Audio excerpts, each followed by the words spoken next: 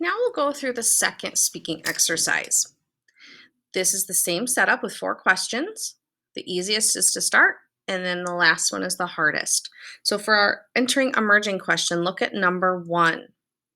This is a visitor's map of Washington, D.C., our nation's capital. It shows streets and the locations of things people like to visit.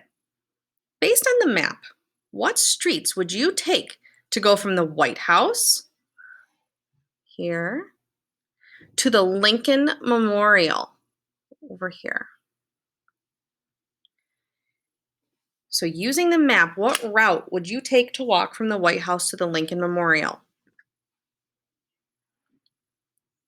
During this type of question, don't be afraid to take your time and really look at the pictures. You would tell in a sequence what's happening. So you'd say first, I would, next. Okay, so make sure you're using as much detail as you can. Again, it doesn't have to be totally correct as long as you're using language structures like a 9th through 12th grader. Let's look at number 2. Voters elect the people who represent them in the government.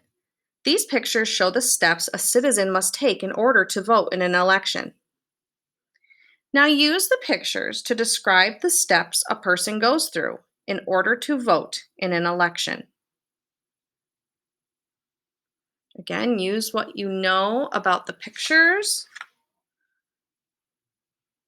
Okay, you can use sequencing words, you can describe what's happening in each picture. All right, let's take a look at number 3. The federal government is made up of 3 branches that share power and responsibility. The legislative branch is Congress, which is made up of representatives and senators elected by people in each state. The duties of the legislative branch are to write laws and confirm presidential appointments. The executive branch is the president, who is elected by people in the entire country. The president's job is to carry out laws and to appoint ambassadors and other officials.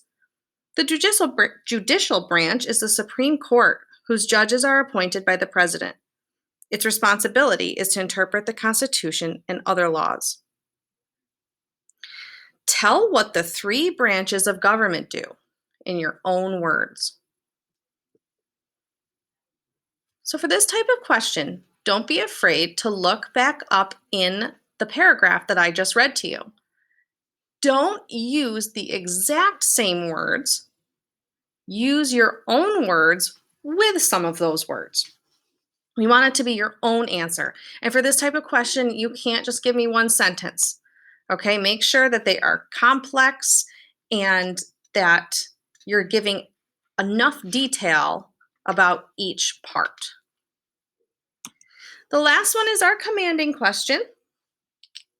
Each branch of the federal government has some power to reject or overrule decisions and actions made by the other branches. For example, the president may veto a bill that Congress has written. Congress, in turn, may vote to override the veto. The president may appoint a judge to the Supreme Court, but Congress is required to approve that appointment. Congress may write a law, and the president may act to administer that law, but the Supreme Court has the power to declare the law unconstitutional.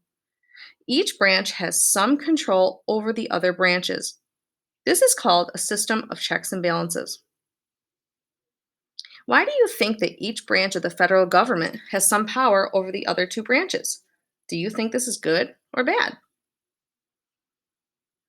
So for this question, they're asking your opinion. So you would say things like, in my opinion, or I believe, and then you would give evidence.